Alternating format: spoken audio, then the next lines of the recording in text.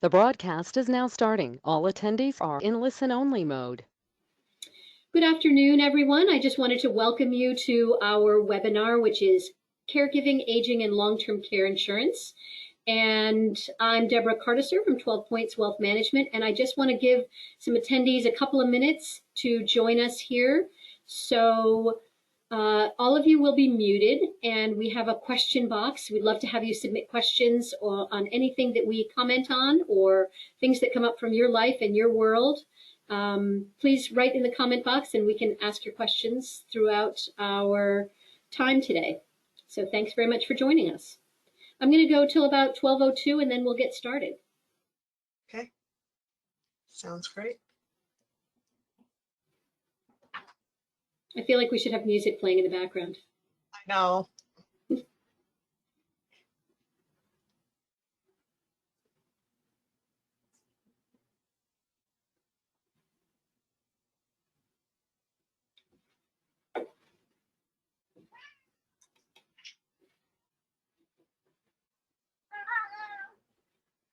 Well, we may as well get going. I see a number of people have come in already and probably some will trickle in. And to introduce you to our resident expert, Toby Gerard is joining us here today. And Toby joins us as a long-term care expert. And Toby runs her own insurance company focusing just on long-term care. And Toby, why don't you tell us a little bit about yourself, and I can talk about how we know you. Sure, absolutely. Thank you, Deb. So as Deb said, I'm a long-term care specialist. I've been doing that for about 22 years at this point. I've spent my entire career in insurance. Being a specialist means that you only sell long-term care insurance products that offer long-term care insurance protection. And I work with individuals, couples, employers, anybody who would like to explore long-term care insurance as an option. I hold my CLTC, which is certified in long-term care. I do a lot of teaching of long-term care. I've trained a lot of other agents. And today in the background, as a caregiving comment, you will probably hear my grandkitty who is staying with us. So I'm just going to share ahead of time that if you see her coming across the screen, that is my caregiving responsibility right now, is to take care of Tula. So that's a bit of my background, and well, Deb, you can certainly let everybody know how we know each other. Yeah, so Toby and 12 Points go back a long way. We have, she's been kind enough to volunteer her time to answer questions for us at the firm, as well as working directly with our clients. So thank you so much, Toby, for volunteering your time here today, and want to make sure that people know how to get in touch with you. So tell us again the name of your website and your email address. Yeah, it's tobygerardinsurance.com, and I think you've got the spelling there. Toby's a little, different kind of spelling. And the email address is tgerard, just like the same spelling of my name, at tobygerardinsurance.com. And anything that you feel today you would like to talk about offline, because it's of a more personal nature, please feel free to email me, and I promise that I will respond very quickly. That's great. Thank you, Toby. So I am Deb Cartiser. I work at 12 Points, and we work with high net worth individuals doing wealth management, financial planning, and all things that would fall under the financial umbrella. So my practice is geared towards helping women become masters of their financial world, and really working with my clients as a guide, helping them through everything that comes along through life, getting them set up and then changing as everything changes in life. And, our webinar today is such a broad topic about, caregiving, aging, long-term care, that we are focusing it on long-term care. And if you as a participant are interested in learning more about Medicare or options for caregiving for adults, please email me at deb@12points.com. I'm happy to help you and point you to some of our other webinars on these topics. But, this is so broad. There's so much to talk about today. So really focusing on long-term care is where we wanted to end up. And, I think there's so much in our lives that has changed since COVID, and caregiving is a huge aspect of this, whether it's, taking care of children. Right now I'm working full time. I've got 2 kids at home. One's at home, one's in college, and I've got an 89-year-old mother who is nearby who just got admitted to a rehab facility after a fall. I have in-laws who are in a senior care community, and one of whom is using long-term care right now. So, as all of us are thinking about either ourselves or our parents, this is, the caregiving is so important. And most of us are going to require some form of care in our lifetime. So tell us a little bit about long-term care insurance in general, and, what is it intended to do? Sure, that's a great question, Deb. So long-term care insurance is really intended to provide extended care, care that doesn't get really resolved in the medical model. In other words, we all have our health insurance or Medicare for things that are going to involve, doctor's visits, hospital stays, and even some rehab.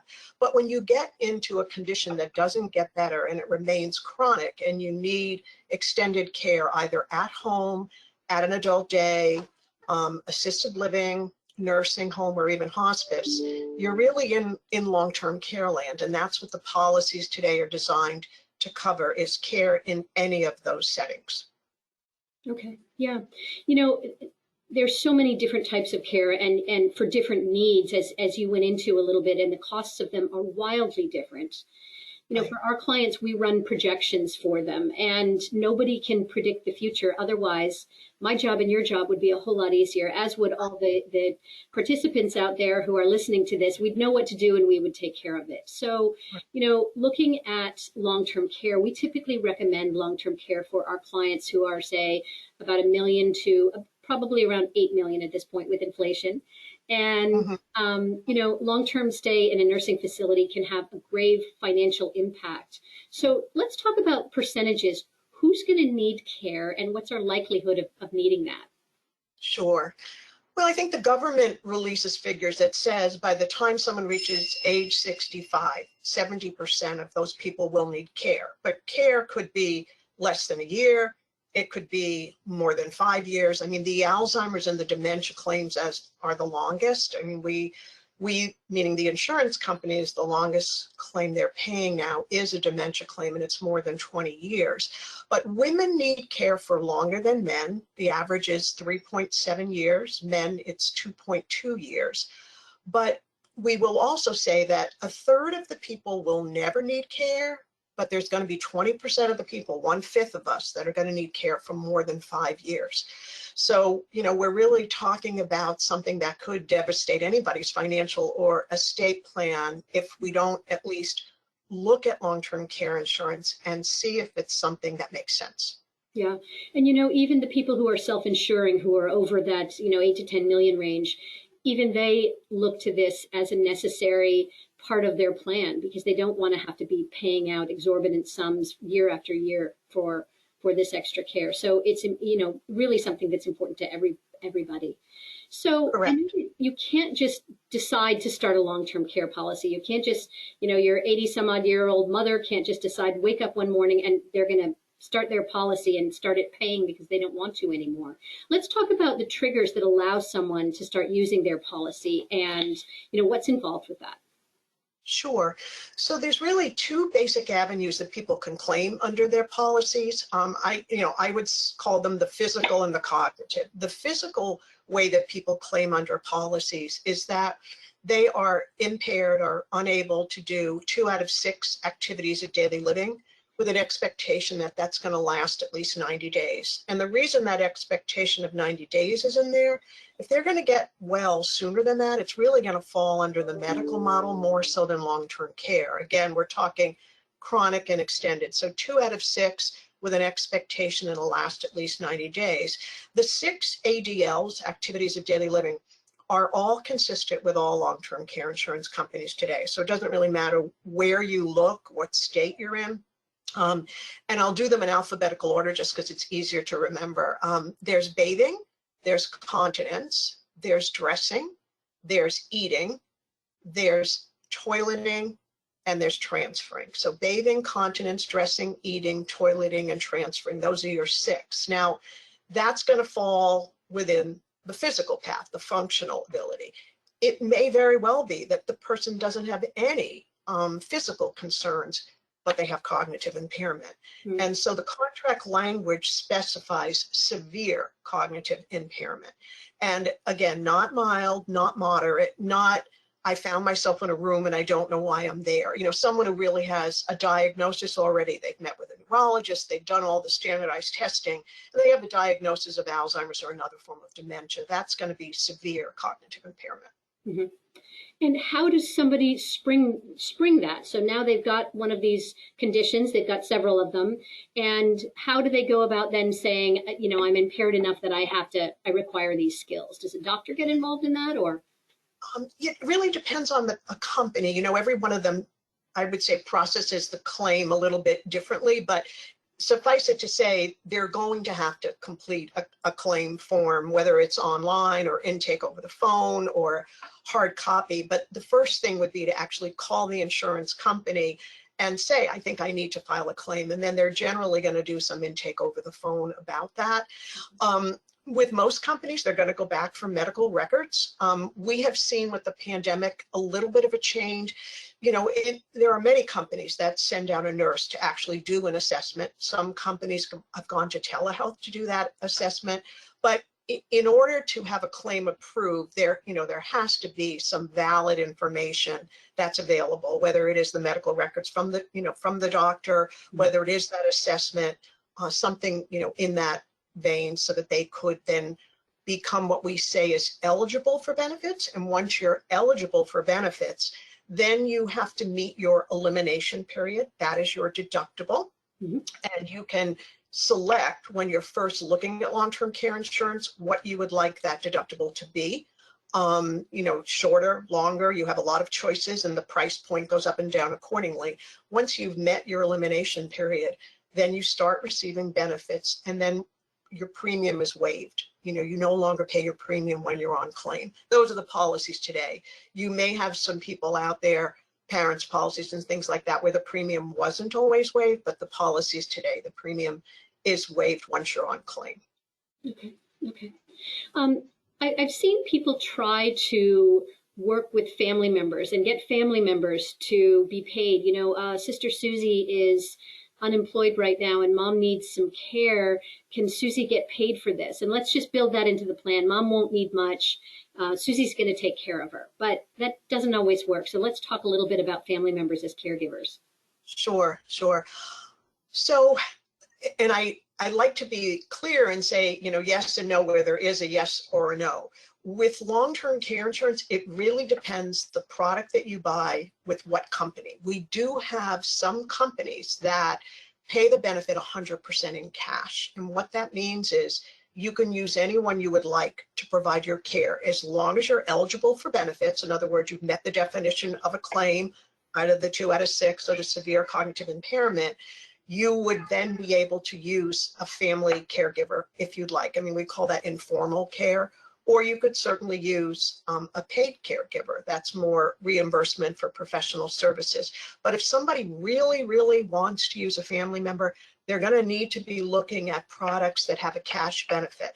Some of them have 100%, some have 50%, and some have as little as 25%. So it's important that the agent really gets to understand, how do you envision your care? Who do you think it's going to be providing that? A lot of people would say, I would never want my children or my loved ones to do that. I would want a paid professional that has that skill level. But other people, that's not the way. So yes, you can definitely find a policy that has family caregivers being allowed. So one of the questions that actually came in is what about people under $1 million? And, that's one of the things that I wanted to touch on, is that, typically people who are under $1 million are going to spend down their assets. They're not going to have enough to last, probably. And in that case, they may be looking towards Medicaid for something, for extended care. And right. There are things like Medicaid asset protection trusts that can be set up, and I won't go into detail there. That could be a whole separate webinar, but there are things that can be done to protect specific assets, like a family home, things like that. But what happens, how does it work when people have too much money to qualify for Medicaid, but not enough to self-insure? What happens in that situation? Well, I mean, I think your window, Deb, that you use is a very realistic window, and a lot of advisors use that window. But there are some people that they say, you know what, I've lived a claim in my life with a parent or whatever, and I want to have some coverage in place. And even though they might have a million, that's something that's very important to them on their punch list. And maybe they're willing to move around other expenses to get a policy. They don't have to have the biggest policy. They may have a policy that might provide 4 hours of home care, but that could be a game changer. I have a friend right now has a policy that pays for 4 hours of home care, but that allows her partner to still have a life while that, that caregiver is coming in for 4 hours. So even though we kind of have our window, I think a lot of times people need to be able to say, this is important to me and I'm willing to do whatever it takes to get a policy. You are also correct that when we're looking at, levels of wealth, sometimes we feel that if people don't have enough money to purchase long-term care insurance, then they should spend down and qualify for Mass Health in Massachusetts and Medicaid in another state. And then, I'm kind of out of it at that point. I would usually refer them to an attorney that specializes in that branch of the law that would help them to qualify for Mass Health or Medicaid in their state. At the present time, depending on the state that you're in and depending on the level of your assets and your income, there are programs available, not just nursing home, but there are some home care waiver programs available that these attorneys are very well versed in that could let you know if you would qualify for those programs. I think what's happened to long-term care insurance is it's become a costly coverage, where when I first started 22 years ago, we were writing a lot of what I would call middle Americans, and it has become a more affluent coverage in general. But every year, I still have people that don't have a tremendous amount of assets and they will still buy a small policy because it's important for them to have that buffer. Yeah, yeah. I just want to touch back on one of the things that you said earlier. Going to an attorney that specializes in this is critical. This can't be your real estate closing attorney. It can't be your cousin Jim. It's really going to be someone who specializes in this area, and that's their practice, because there's so much nuance. There's so many things that can be done incorrectly and can have really negative effects. So I echo your point there. For us, we start talking to our clients in about their mid-50s about long-term care. And some of them we've seen repeatedly push off the decision until they're either, at an age where it doesn't make sense anymore and they're sort of, losing their ability to have flexibility, or they get an unfavorable health diagnosis. So let's talk about really, at what age would you ideally love to see people come across your threshold? And, what kinds of things make it better to buy it sooner rather than later? Right. I would say the average buying age that we're seeing, and it's been this way for a number of years, are people in their 50s. That doesn't mean every once in a while you don't get someone in their 40s. I'm working with a client right now who's 44. But both of her parents have had some significant health issues. One has what I would call a dread disease, Parkinson's. And many times when people have something in their family history, they want to look at this sooner rather than later. They don't want to get that diagnosis themselves. And once you've got the diagnosis of a dread disease, it's impossible to get this coverage. So, age is very important, but health is even more important. So coupling someone in their 50s with good health, it is critical. I do find that the reason the 50s also works is because people tend to have fewer working years ahead of them than they have behind them. They're in those pre-retirement years. They're starting to envision what it might look like. In many cases, their children are done with college or they're in college. So again, that heavy expense stream might be behind them or will soon be behind them. And they are starting to think of themselves again. What are we going to need going forward for this next stage? And, long-term care costs, it's a huge unfunded liability that people need to think about one way or the other. We do see a lot of people in their early 60s. When is it too late? I have had very little success with people in their late 60s and early 70s. By then, not only is the cost prohibitive, but a lot of times they've developed health concerns that makes them uninsurable. So anytime someone calls me and says, I'm 74, I usually take a deep breath and I know this could be a challenge, because it is very rare that a 74-year-old doesn't have some significant things going on already. So we do pass through our 30s, our 40s, and generally our 50s, but then stuff starts to happen. Yeah, the wheels start to fall off the bus. um, you and I were talking earlier, and you mentioned people with health conditions that are very unfavorable. What can they do in terms of, if they're still employed, what can they do in terms of group policies? Let's talk about that for a minute. Yeah. So I think one of the unsung heroes is if someone works for a large enough company that they have a group policy available when they first come on board, because usually that's the time where it's a free pass. There's no underwriting. If it's a large enough company, and again, if it's truly a group policy, they can come on board, and even if they have health issues, they can secure a policy up to a certain benefit limit. And then obviously, if they want to go higher, there's going to be some underwriting as a result. But I would take, if I had health issues already, I would always take that offering through the group policy and max out whatever is available to me without additional underwriting. Absolutely. Okay. And one of the questions that just came through is, do you need a health certificate of some sort to be able to purchase long-term care? So talk for a minute about what you go through to qualify somebody and what's required. Sure. So again, each company is a little different. I would say in most cases, almost every company is going to go back and request a copy of your medical records from at least your primary care physician. And if you have seen specialists, an oncologist, a rheumatologist, psychiatrist, and that's not part of your primary care's records, they reserve the right through a HIPAA release to go back and get a copy of those records too. The medical records really are going to prevail. It's not so much what someone tells me or a form that they might fill out for me online. It's really going to be the medical records. If a company doesn't request medical records, it's because when the person filled out an application, there was nothing whatsoever in their health history, not taking any medications, no health history whatsoever, or they're taking medications that are considered, I don't want to say a non-issue, but like a thyroid medication, a cholesterol medication, a low dose blood pressure medication. But if someone is taking anything more for a condition, they're going to go back and get medical records. Okay, that's helpful. Talk for a minute about dementia. You mentioned it before. Is dementia always covered? I know that people think of needing care and assistance for a physical ailment, but what about dementia? Right. So, dementia would be that claim that goes on the other side of the fence, the severe cognitive impairment.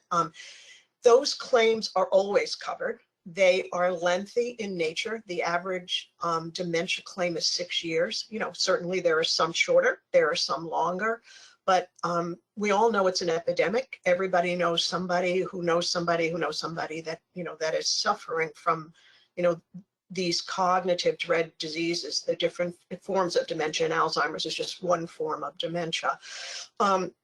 If you have it in your family history, I would encourage you to consider getting coverage sooner rather than later. And the reason is underwriting guidelines change with these insurance companies over time. They don't stay the same. Sometimes they get better, like they've gotten more lenient on cancer and anxiety and depression and things like that.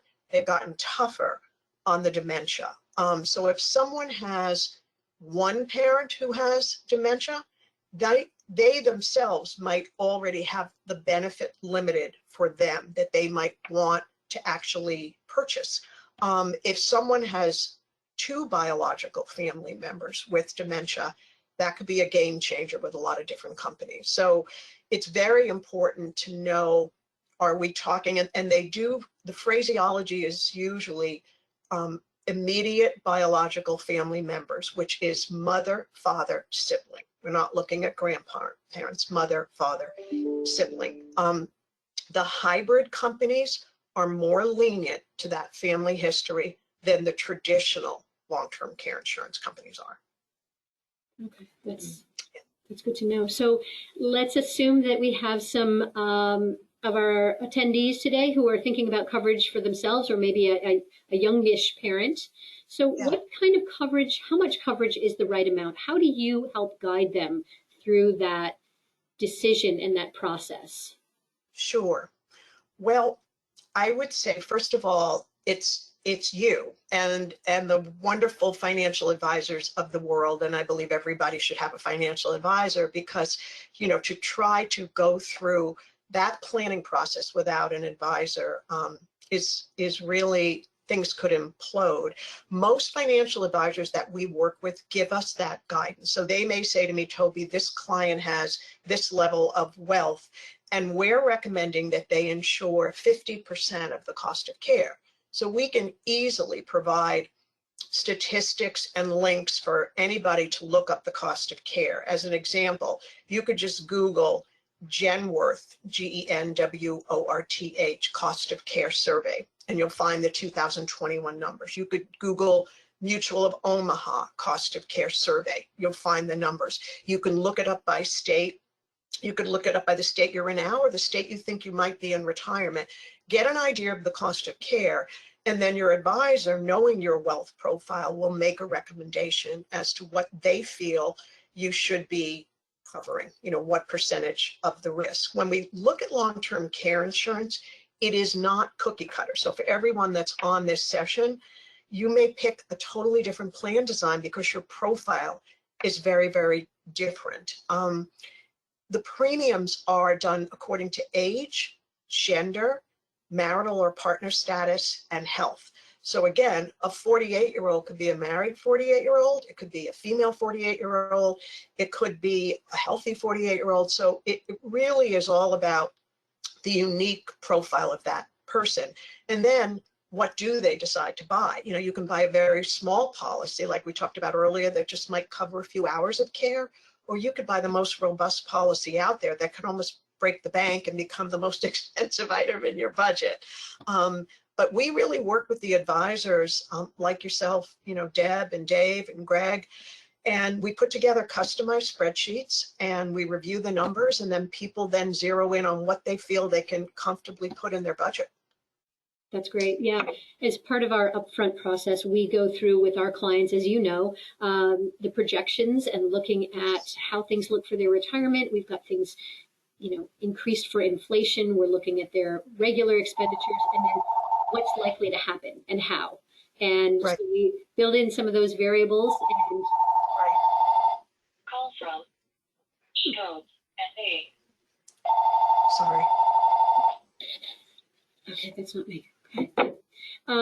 So yes, making sure that we've got and also a ballpark of what they want to spend per month. What can they afford, and what is how high can they go, and how much do they want to put into that? And then it's a dynamic decision. We're going to take information from you, plug it back into our forecasts, and work together. And I think that's really, really critical.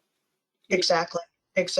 And again, one size does not fit all. It's definitely a customized coverage. And even sometimes when you're working with a couple, they may not want to buy the same policy design. You could have an age disparity, and it could be a second marriage. There's just so many variables that I have to trust the financial advisor saying to me, not only this is the wealth profile, but this is a second marriage, and maybe she's 55 and he's 72, or it's the other way around. She's 72 and he's 55. And what do we need to do? Sometimes we're only insuring one member of the couple because there's either not enough financial resources to go around, there could be insurability issues, or it just could be that disparity in age means the younger person wants to have a policy because the older person might not be able to be there to provide care. Yeah. So, different kinds of couple scenarios too. Mm-hmm. So in addition to inflation coverage, which at this point in our financial landscape we all know is critically important, what should people be looking for in their policies, and what should they be looking out for? Want to make sure that they don't have in their policy. Sure. So policies, there's basic policy design where people pick a daily or a monthly benefit that they'd like the policy to pay out. They pick basically a number of years that they'd like that policy to pay out benefits for. They pick an elimination period, which we referred to earlier, otherwise known as a deductible. And then they pick inflation. And again, we agree with you. Inflation is critical, especially if people are stepping into this in their 40s, 50s, or early 60s. All of those, are going to have a cost attached to them. The other thing would be the land of what we call riders. Riders are add-ons. It's cha-ching. When you start getting into riders, there's many of them. But I would say the ones that are the most common, couples oftentimes choose something called a shared rider, which means that they can either access each other's policy if one needs more coverage and one has exhausted his or her coverage. So let's say I bought 3 years, my husband Mark has 3 years, I've used my 3 years, I want to take from Mark's policy. Or another form of sharing, I have 3 years, Mark has 3 years, and there's a joint pool out there of another 3 years that either or both of us can tap into. I do find a lot of my couples will go towards sharing because it kind of feels like they're protecting themselves from that black swan event of the what ifs, the crystal ball that we don't really, have the answers to, so to speak. A lot of the other riders to me add a lot of dollars to the cost, and I just don't see that they have great value. The only other one we see sometimes is some people will want to have a 0-day elimination period for home care. So in other words, they're really buying the policy. They don't see themselves using it at all for facility care.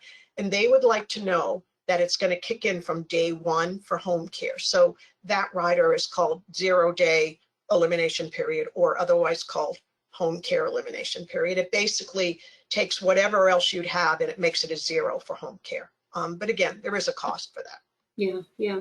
One of the questions that came in requires some clarification from us. They ask, are these term policies or open-ended? And term policy is something that we use in the life insurance arena. Long-term care policies don't work like that. So can you elaborate on that just a little bit? Sure. So I think it's good when people use those words because they have something in their mind. So I'll clarify what are the different combinations. Most of the time, most people, if they're going to buy traditional long-term care insurance, which is a lot like auto and homeowners, they're going to be keeping that premium in their budget for as long as they own a policy until one of two things happens.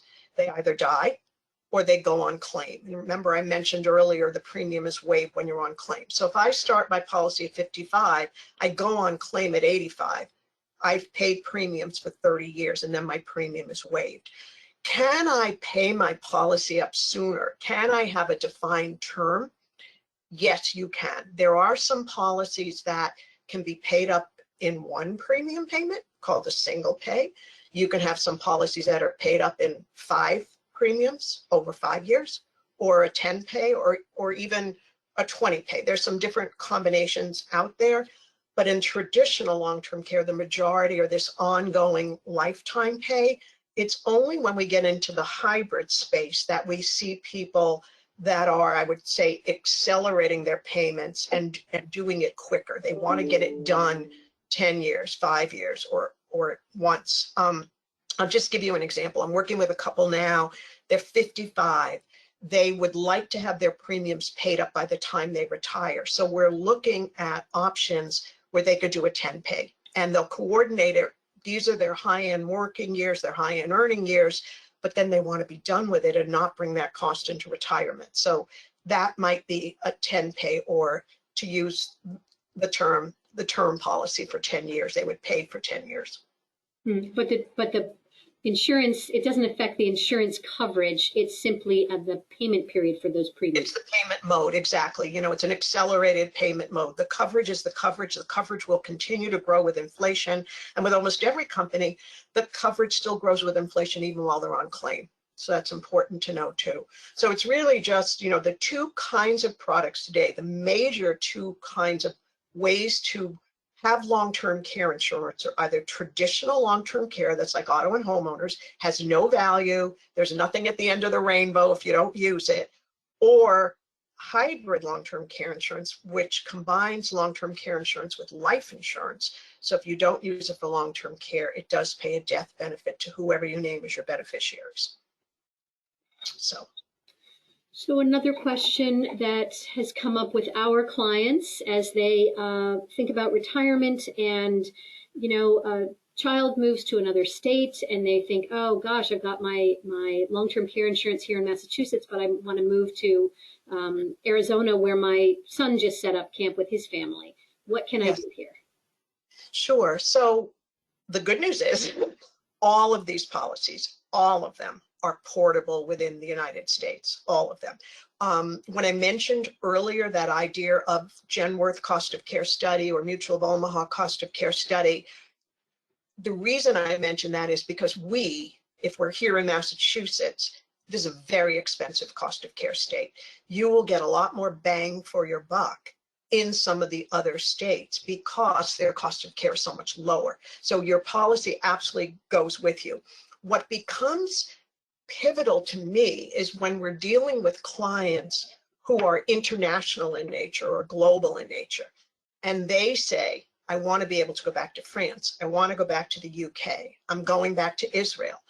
That's when we really need to make sure that we've got solid international coverage, and not all of the companies are designed that way. You don't want to find out at claim time that I only have 30 days of international coverage when I thought I had, my entire policy to use internationally. So that becomes one of those initial questions is, do you see yourself here where you're living? Do you see yourself in another state, or do you see yourself out of country? Yeah, that's, there's so many variables we can't plan for and can't anticipate, but as long as we're asking these questions up front, at least it can get people thinking and Correct. next. Correct. So Yes. one of the things that our firm thinks about in all of this is the health of the insurance company who's actually offering these policies. Can you tell Yes. people what they should be thinking about as they are ready to sign on with somebody? Sure. So I think every one of these companies has a story to tell. I think it's very important to know how long they've been writing long-term care insurance. There's companies that have been around writing long-term care insurance for well over 30 years.